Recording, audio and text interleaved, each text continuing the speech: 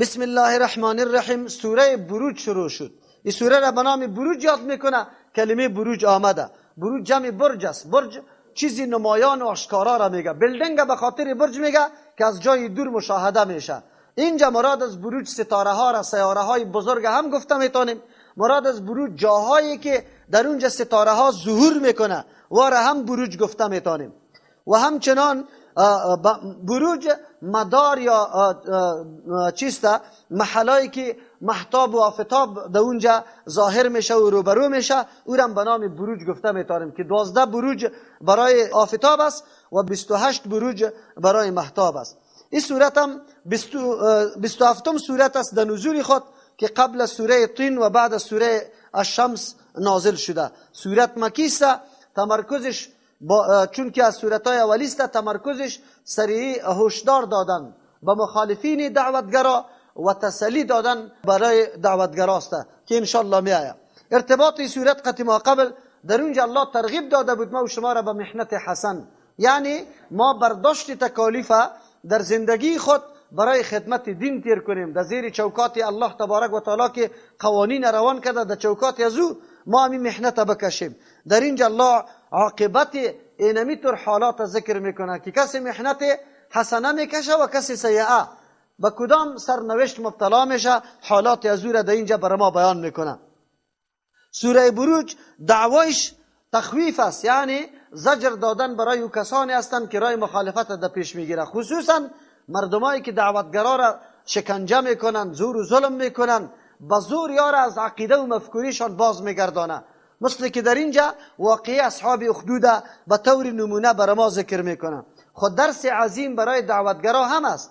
اشاره به این میکنه، تسلی میده الله تبارک و تعالی دعوتگرا را که دعوتگرا شما مردمای سابقه، داستانای دعوتگرای سابقه را مطالعه کنید. و مردما رقم شکنجه شدند تا این اندازه که خندقا کنده شد، آتشها در گرفته شد و این مردم در او خندقا انداخته شد، اما از عقیده و از ایمان خود نگشتند. پس این برای ما و شما بسیار جالب است که در این زمان یک تعداد مردم ما محض به اشعار فریبنده و جاذب و جالب مردم دین اسلام خود نعوذ بالله غیر محترم میشماره، گرویده مفکوره های غلطی دیگه مردم شده. از او خاطر در این واقعه برای ما درس عظیم است که مردمای سابق در مقابل دین خود در آتش درد دادن، خود ایمان و عقیده خود رها نکردن، او ما مردم به محض چراغ سبز نشان دادن اما دین خود نعوذ بالله ترک کردیم او فقط داد از دموکراسی زده را ایستیم او میگیم که دنیا پیشرفت کرده ما عقب ماندیم، که دنیا پیشرفت کرده ما عقب ماندیم. پیشرفتی در بیدینی نیست، پیشرفتی در اعمال فکر انسان است که تو مفکوریت، استعدادیت، قابلیتیت مصرف کو خوب دقیق و بعد از او در راه دینت و در راه دنیای تو محنت بکش، چیزی را به دست خود بیار. از امو خاطر است یک تعداد مردم البته میگه که دنیای غرب پیشرفت کرده، مسلم واواره ما سرلوچ شویم، نعوذ بالله کالا در جان ما نباشه او شراب در هر کوچه خورده شوه، مسئله زن و مرد و گپا فرقش نباشه و نعوذ بالله عیاشی و فحاشی در حد نهایش برسه، باز ما مترقی میشیم. ترقی توسط ازیان نمیاد، ترقی توسط محنت ها میآید که ما محنت بکشیم. البته محنت در هر راکی باشه. اگر در دنیا انسان محنت میکشه وسیله را به بار میاره که سبب راحت مردم میشه، چی کاری نیک و زیبایی است. لیکن ما مسلمانا نه دنیا را به دست آوردیم و نه دین خدا نگاه کرده و حفظ کرده تانستیم. در این سوره بروج الله تبارک و تعالی این حالتا را بر ما قصه میکنه. بسم الله الرحمن الرحیم شروع میکنیم به نام الله که به اندازه مهربان نهایت با رحم است. و السماء ذات البروج، قسم با آسمان که دارای البروج برج هاست، یعنی 12 برج که از حمل شروع میشه دحوت ختم میشه و شکلای مختلف است که آفتاب در برابر از او قرار میگیره. مثل که چیست؟ مثلا حمل بره را میگه، سور گاو میگه، یعنی میطور جوزها دو طفلی که یا دو دختری که با هم جوره باشه، این قسم در برابرش قرار میگیره. این نکته البته در او زمان خیلی نایاب بود، اما با تحقیقات جدیدی مسائل خیلی زیاد واضح شده. یا مراد و السماء ذات البروج، قسم با آسمان که صاحب برج هاست، مراد از پیشش ستاره ها، البته مطلق ستاره نه، اما ستاره های بزرگی که تاریکی را از بین میبره، در بین تاریکی نفوذ میکنه و تاریکی را از بین میبره. یک یا استوى السماء ذات البروج، قسم به آسمان که دارای برج هاست، یعنی راه های رفت آمدی ملائک هم است، یا است که بروج راه های واضح شدن و طلوع کردن ستاره ها هم است، یارم به نام برجا گفته میشه به خاطری که نمایان است. منظور است که توجه انسان الله تبارک و تعالی طرف مخلوق بزرگ خود میگردانه تا انسان دو تفکر و تأمل بکنه و بفهمه که نمی برای چی است، برای کدام هدف است. پس هر چیزی که هدف داره، من برای یک هدف پیدا شدم، مسیر خود انتخاب کرده بتانه. والیوم الموعود، قسم به او روزی که الموعود وعده کرده شده. مراد از این راجح قولی است که قیامت است. چرا روزی است که هر پیغمبر آمده برای امت خود اعلان و خبری از این داده و او آمدن روز قیامت است که توسط از این صفحه دنیا دیگرگون میشه، زندگی جدید آغاز میشه. اینجا این محنت ها، این تکلیف ها مکمل از بین میره، این حالت ها در حالت خود باقی نمیمانه، زمین هموار میگرده، دنیای دیگری جور میشه، جهان دیگری جور میشه و نمو قیامت به نام روز موعود یاد میکنه. و شاهد و مشهود، قسم به شاهد چیزی که حاضر است و مشهود این چیزی که حاضر کرده شده است. در مورد ازی علما بسیار اختلافات داره، بسیار اقوال علما ذکر کرده. در حقیقت در بین اقوال علما تضاد نیست. چرا؟ هر چیزی که حاضر و هر چیزی که برش حاضر کرده شده است در این مفهوم داخل است. از همون خاطر کسی شاهد مراد از پیشش اعضای انسان گرفته، قسم به اعضای انسان، و مشهود مراد خود انسان است. در روز قیامت که سر انسان اعضای انسان شاهدی میده. کسی مراد از شاهد پیغمبر گرفته، مراد از مشهود امت گرفته. کسی مراد از شاهد دفترای اعمال گرفته، مشهود اعمال انسان گرفته. کسی شاهد عبارت از چی تلاوت کننده قرآن، مراد از مشهود امی خودی تلاوت گرفته. کسی مراد از شاهد اذیت کننده مؤمنان دعوتگراست، مراد از مشهود امی خودی موحدین مردمای دعوتگر است. کسی شاهد هر مؤمن میگه، مراد از مشهود کافره که عذاب آره در اونجا مشاهده میکنه سرشان. خلاصه دایی کسی مراد از شاهد روزی جمعه را گرفته، مراد از مشهود روزی عرفه را. در جمعه مردم ها در مسجد حاضر میشه یا حاضر شونده است. مشهود عرفه است، کل آجا از هر طرف اونجا حاضر کرده شده هستند. او کسی شاهد عبارت از روزی عید گرفته، مشهود روزی عرفه را. در حقیقت در بین از یاد تضاد نیست، هر کدام از این معانی گنجایش داره، هر کدام شاهد هم است و مشهود هم است.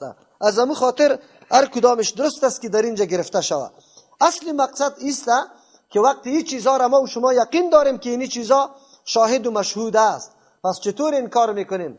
ما همین اعمالی که انجام میدیم این مشهود است و دفتر اعمال ما شاهد است، خود ما مشهود هستیم و اعضای ما شاهد است. خود ما باید درک بکنیم که کدام عمل انجام بدیم که روز قیامت اعضا سری خود آدم شاهدی بده، زمین شاهدی بده، آسمان شاهدی بده، سری روحی تو شاهدی بده که کدام رقم چی بود؟ روح بود. مخلوقات الله، کائنات الله برای تو شاهدی میده اگر تو انسان خوب بودی یقینا. بلکه نه تنها که چیسته، مخلوقات الله تبارک و تعالی اعضای خودت هم سرت شاهدی میده. قتل اصحاب الاخدود، آلی قسم جواب قسم کدام است؟ بعضی مفسرین اینجا جواب قسم حذف میکنه، میگه جواب قسم طور است که لتبعثن، خامخا شما زنده کرده میشه. اینطور فکر نکنی که نمی دنیاست، امی حالات میگذره و هیچ چیزی آینده نیست. یکی او بعضی مفسرین مراد از پیشش این قتل اصحاب الاخدود گرفته، یعنی قسم به ذات البروج یوم الموعود و شاهد و مشهود که کلش در اختیار الله تبارک و تعالی قرار داره و او قادر مطلق است که همچنان تصرفات و تغییرات آورده میتونه. دیگه حتما اصحاب اخدود هم الله عذاب میده. از همون خاطر بعضی مفسرین جواب قسم ای را مقرر میکنه، ان هؤلاء معذبون، یقینا مردمایی که دعوتگرا را شکنجه میکنه، بزرگ از ایمان و دینشان پس میگردانه یا عذاب داده شدگان است، اینطور باقی نمیمانه.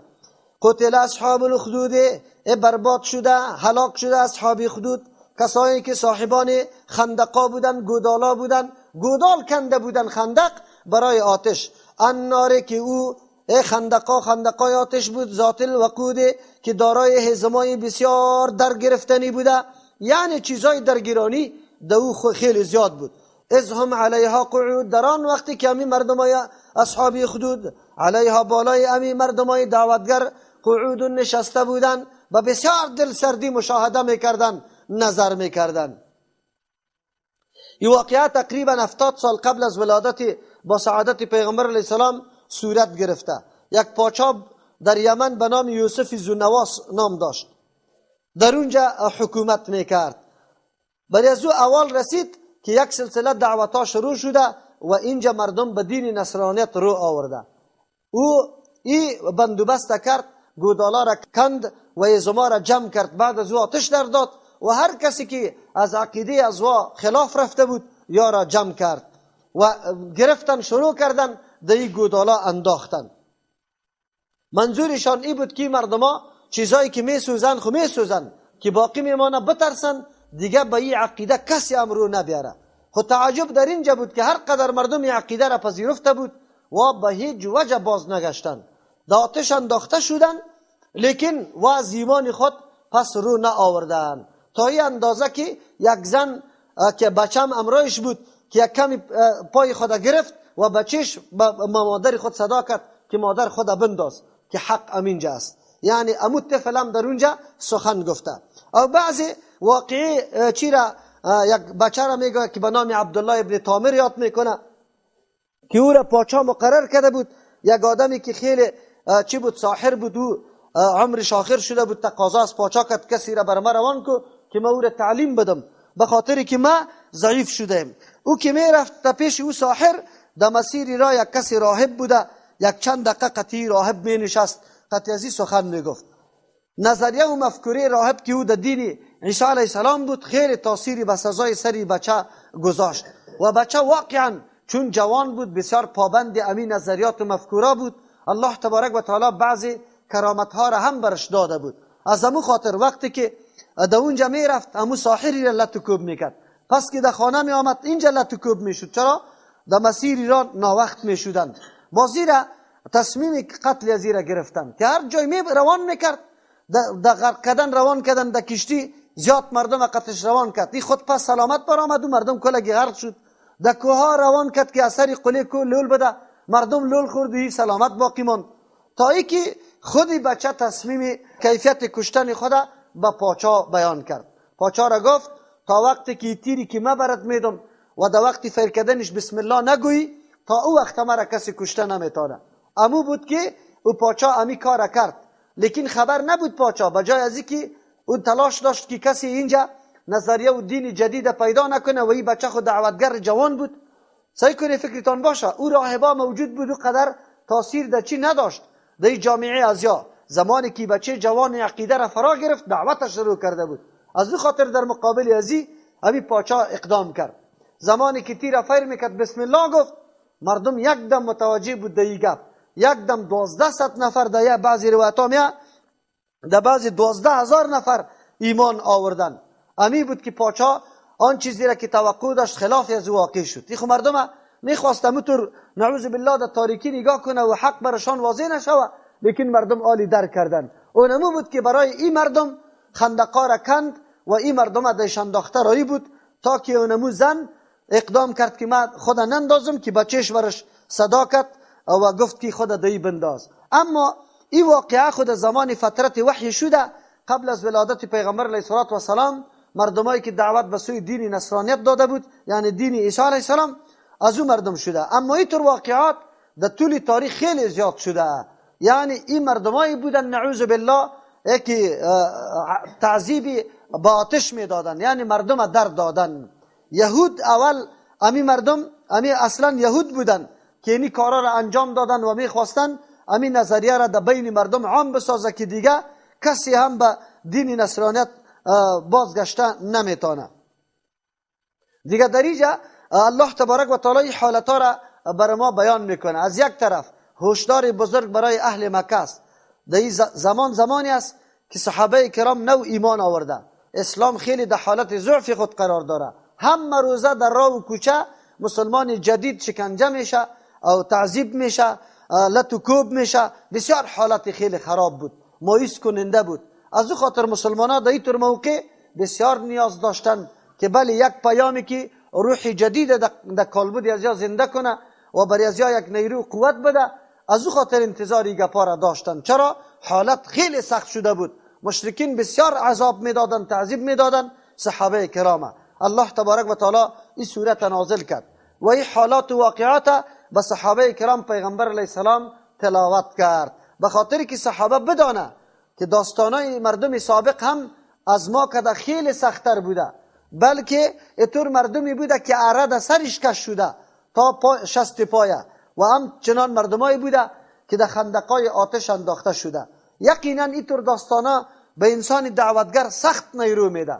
اگر هر قدر مورد تعذیب و شکنجه دشمن قرار بگیره، بازم امو همت و امو شهامتی که داره از دست نمیده، رای دعوت خود ترک نمیکنه، حتما او را بیان میکنه.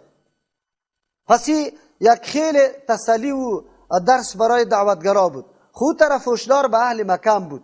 اهل مکه الله تبارک و تعالی که یا شکنجه میکردن مسلمانان صحابه کرام، برای ازام یک نوع آگاهی و بیداری بود که اگر شما این شکنجه ها را ادامه میده، روزی فرا میرسه که نمیتور حالتا سری خود شما واقع شوه، یعنی خود شما از پیشتان انتقام گرفته شوه و الله تبارک و تعالی امو قسمام کرد.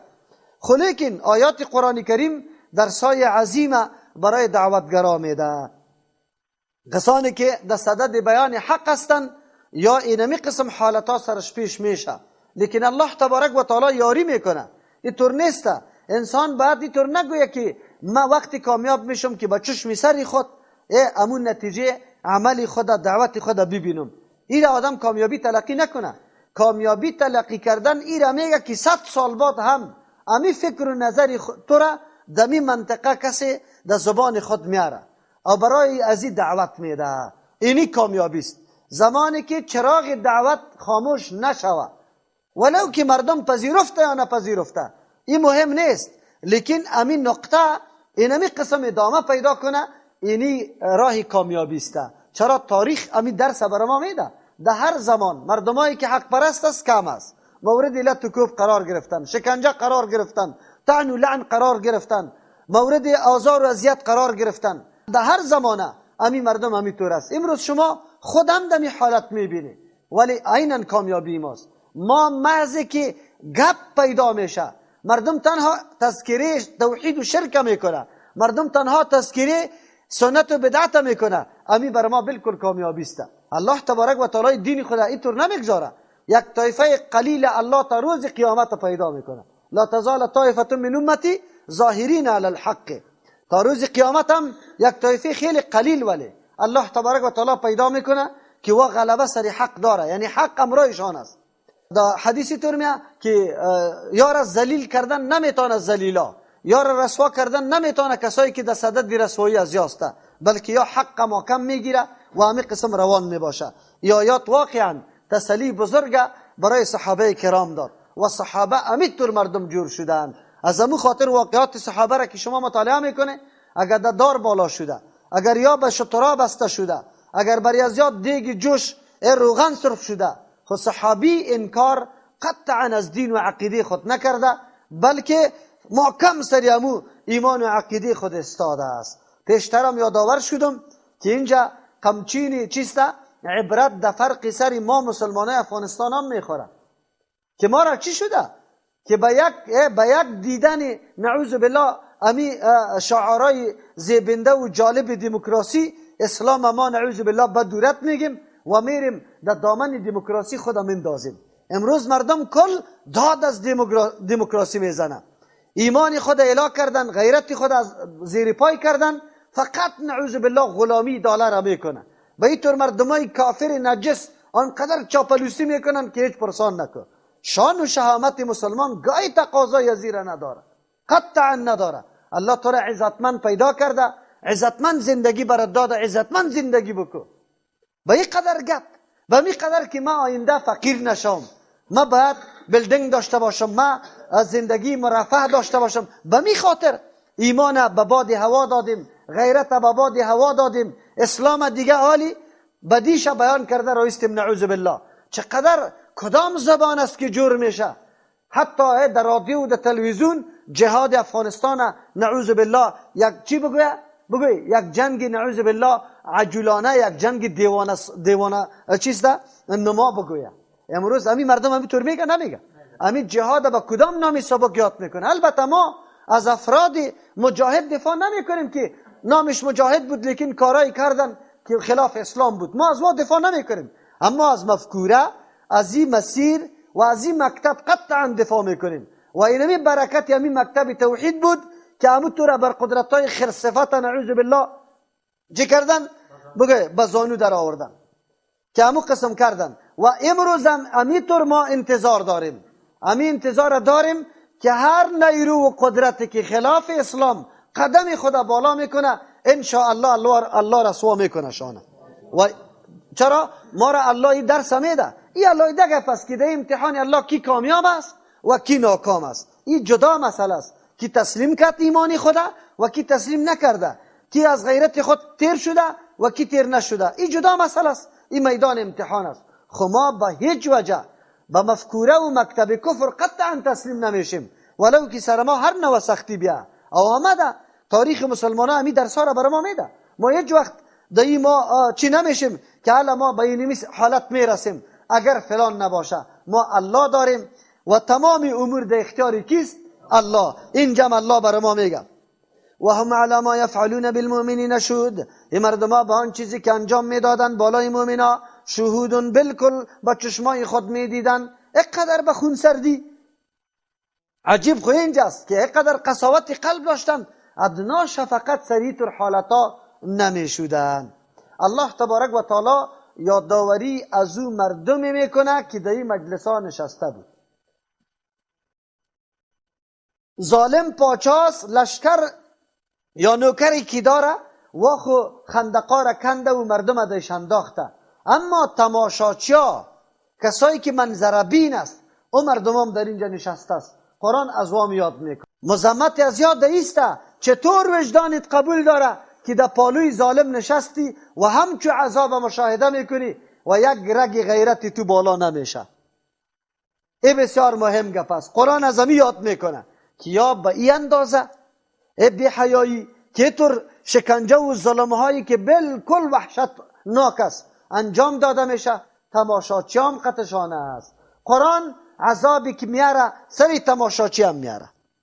ظالم خو ظالم بود که ظلم کرده بود، تماشاچی اظهار خوشوقتی و دلخوشی را سری امچو حالت کرد. از او خاطر در روز قیامت در برابر فرعون ملأ فرعون تابعدارای فرعون هم مکمل حشر میشه و در برابر اینمی قسم ظالما امو تماشاچی هم چی میشه؟ حشر میشه. این واقعه درس دیگه بر ما میده. امو کسانایی که در مختلف ممالک اسلامی افراد مسلمانه با جز از اینکه داد از ایمان میزنه جرم و جنایت دیگری برش دیدن نمیشه و می افراد تماشاچیگر که خود مسلمان هم تلقی میکنه و شکنجه ها و تعذیب های دنیای کفر علیه همین جوانای مسلمان در مختلف گوشه های دنیا مشاهده میکنه. این مردم به الله چی جواب دارن؟ این مردم به الله چی جواب داره که کافر چقدر بی عزتی مسلمان میکنه، اطور بی عزتی، اطور شکنجه که قطعا در قاموس انسانیت قطعا دیده نمیشه. او تو بازم رگ غیرتت بالا نمیشه. بازم تو خود مؤمن میگی کلا، قطعا نه، توم در جمله از وا شمار است. قرآن اینجا تماشاچی را امرای زونواست در یک ردیف ذکر میکنه و الله همونطور عذاب برش میده، همینطور عذاب میده. یادتان باشه کمونستایی که جوانای ما را در تیلگون چی کردن؟ الله همینطور رسوا کردن. من خود در صحنه دیدم کسانی که جوانای بیگناه را همین قدر گفت که یا خاک فروش هستند بزنیشه، زدن کردن. خودش دمو منطقه دمو جای مخلوق جمع بود زده شد، مخلوق جمع بود زده شد. ما این در دنیا در آخرت خو الله انتقام میگیره. چرا شکنجه میشه؟ چی جرم کرده؟ قرآن امیر میگه که جرم هم وجود نداره، هیچ جرم نیست با جز از اینکه ایمان آوردن. خوالی الله میگه و ما نقم منهم، انتقام یا بد نمیدانستن از یا منهم از همی مردمایی که در خندقا انداختن، الا یؤمنو، مگر اینمی قدر که یا ایمان آورده بودن بالله، به الله تبارک و تعالی، و طور الله العزیزی که زبردست ذات است، میتونه که مردم را در آن واحد مکمل از بین ببره. الحمیدی که ستایشش کرده شده، یعنی دارای صفات کمال و قدرت است. او طور ذات ایمان آورده، این مردم امی ایمان از او بد میدانه. قرآن در این آیت دو درس میده. اول هیچ نوع عیب، این مردم ها هیچ نوع عیب در دیده نمیشد که او را قابل چی بگیرن؟ انتقام بگیره و قابل او را نقطه جزا مقرر کنه که بله به این خاطر جزا میدیم که اینی عیب داره. این مردم ها آنقدر پاک، اینقدر صالح، اینقدر مردم نیک بود، با جز از اینکه اعتراف به توحیدی کی داشت؟ الله تبارک و تعالی. به نظر این مردم امی توحید جرم بود. الله رحم بکنه. در سخت امتحان بزرگ ممالک اسلامی و حکومت اسلامی واقع شده، در سخت امتحان بزرگ الله، که مردم بجز از اینکه متقی است خواب از ما حول و محله که پرسان کنی جوانه ادناترین عیب داشت دیده نمیتونی، بجز از اینکه عقیده توحید داره. حاکم الله را میدانه، متصرف الله را میدانه، مالک الله را میدانه، قدرتمند الله را میدانه، به نظام الله قائل است، میگه نظام الله حاکم شود، دموکراسی لعنتی حاکم نشود و هیچ جرم دیگری نداشته باشی. فقط وی قرآن برای ما از یک طرفی بیان میکنه که همیشه گروه های باطل در مورد گروه های حق نقطه انتقامی را پیدا کرده نمیتونه، با جز از کدام نقطه؟ که همون نقطه مدح است، همون نقطه است که واقعا باید برای ازو شرافت داده شود. خب لیکن فرقه های باطل و طور نیست. شما امروز شما که دعوت به سوی یکتاپرستی و توحید میده، کدام نقطه را از شما خیلی بد میدانه؟ دعوت به سوی توحیده. کدام نقطه را بد میدانه؟ دعوت به سوی سنته. فرقه دیگه شما را به این نقطه بد میدانه. اگر کدام نقطه خوبی دیگه داشته باشی، همون نقطه خوب بد میدانه. همیشه فرقه های گمراه اینمی مکتبشان است، اینی منهجشان است و مردم هم که تعذیب میده. آسیه کدام نقطه بدی فرعون بود که او را تعذیب میداد؟ اصحاب اخدود کدام نقطهش بد بود؟ صحابه کرام کدام نقطهش بد بود؟ یا فقط و فقط اینمی طور است. در هر جای فرقه های باطل در مقابل چیسته؟ توحید الله، در مقابل عقیده حق قیام میکنه و قبول نداره. دو صفت الله را عزیز و حمید ذکر کرد. اینطور نه که الله این مسلمان ها را تعذیب میده، البته الله قدرت نداره، از عاجزی اینطور ظلم سری مسلمان ها میشه و الله یارا انتقام نمیگیره. نه، الله عزیز است، زبردست است، اما انتقام میگیره. اما دنیا میدان چیست؟ امتحان، موقعی است که مردم مهلت داده میشه. الحمیده، الله ستوده شده. اینطور نیست که ما بگوییم که الله کمالات نداره. کمالات الله را در هر جای مخلوق الله بیان کرده و الله ستوده شده است. الذی او ذاتی که له ملک السماوات، در اختیار از او پادشاهی آسمان ها و الارض از زمین است. الله میتونه هر نوع تصرف سری مخلوقات خود در دنیا انجام بده. والله علی کل شیء شهید، الله بالای تمامی چیزا شاهد و حاضر است. مؤمنا را تسلی میده کدام شکنجه لطکوب، آزار و اذیت، ظلم و تجاوزی که سری تو صورت میگیره، فکر نکنی که الله بی خبر است، بلکه الله شاهد است، حالت را میبینه. اجر و پاداش تو را، شهامت و دلاوری تو را در مورد دین هیچگاه الله فراموش نمیکنه، بلکه عوض برات میده. و اینطور مردم مخالف هم گمان نکنه که الله ای را ندیده، که در زندانات چی میگذره، در تاریکی خانات چی میگذره، چه قسم شکنجه به این مردمای مؤمن داده میشه. الله مکمل شاهد است، لیکن الله انتقام روزی میگیره. اینطور نمیمانه. قرآن واقعات برای ما بیان میکنه. قرآن کتاب قصه نیست. قرآن واقعات عینی را در پیش روی ما میگذاره. واقعات عینی بالکل وجود داره در تاریخ. ان الذين يقينوا کسانی که فتنوا المؤمنین، تکلیف میدن، در عذاب تعذیب و شکنجه میکنن مردای مؤمنه، والمؤمنات زنای مؤمنه، ثم لم يتوبوا بعد از او توبه نمیکنه، فلهم عذاب جهنم، پس برای تر مردم عذاب جهنم است، ولهم عذاب الحریق، برای تر مردم عذاب حریق است. حسن بصری رحمت الله علیه تابعی برجسته است، میگه ببینی مشاهده کنی کرم الله تبارک و تعالی را، بندگانش در خندقای آتش میسوزه، لیکن باز هم الله تبارک و تعالی امی مردمای ظالم میگه که ثم لم یتوبوا، باز توبه نکردن. الله چقدر کرم داره. یعنی با وصیه قدر عذاب اگر رجوع به الله میکنه الله تبارک و تعالی معاف میکنه. چقدر الله سخی و کریم است یا نیست؟ در مقابل قدر عذاب اگر انسان بازم توبه میکنه امید انسان پیدا میشه. این بسیار امیده به ما و شما میده. در عمر خود اگر هر قسم گناه را انجام دادیم ولو که شرک باشه که از او کده گناه بزرگ دیگه نیست، اگر یقینا ما به الله رجوع کنیم به صدق و صفای دل به اخلاص توبه نصوح بکنیم الله هیچ گناه ما را باقی نمیگذاره، مکمل معاف میکنه. چقدر امیدواری بزرگ است. او عالم که ما در راه نبیاییم، عالم ما که الله را نشناسیم، عالم ما که حق الله را نشناسیم، بسیار ظلم و جفاست. سری خود ظلم و جفا کردیم واقعا. ان الذين آمنوا یقینا کسانی که ایمان آورده خو لهم عذاب الحریق برای از عذاب سوزان است. ان الذين آمنوا یقینا کسانی که ایمان آورده و عملوا الصالحات به مقتضای ایمان عمل صالح انجام میده لهم جنات تجری بیتر مردما باغ است که روان میباشه من تحت از زیر درختها و قصرهایشان نار و جویا. ذلك الفوز الكبیر. اینمی خبر دادن الله از این نعمت و رضامندی که در جنت است. الفوز الكبیر کامیابی خیلی بزرگ است. الله نصیب ما و شما بکنه. این بطش ربک یقینا گرفت پروردگار تو، یعنی گرفتن به زور و محکم. بطش میگه محکم گرفتن، به زور گرفتن. یقینا به زور گرفتن ربک پروردگار تو لشدید و نهایت سخت است که هیچ کس خدا خلاص کردن نمیتونه. انه هو یبدئ یقینا الله یبدئ پیدا میکنه اول و یعید بار دومم پیدا میکنه اعاده میکنه و هو الغفور الله امرزگار است در مقابل بندگاه خود وقتی که توبه و رجوع به سوی الله میکنه.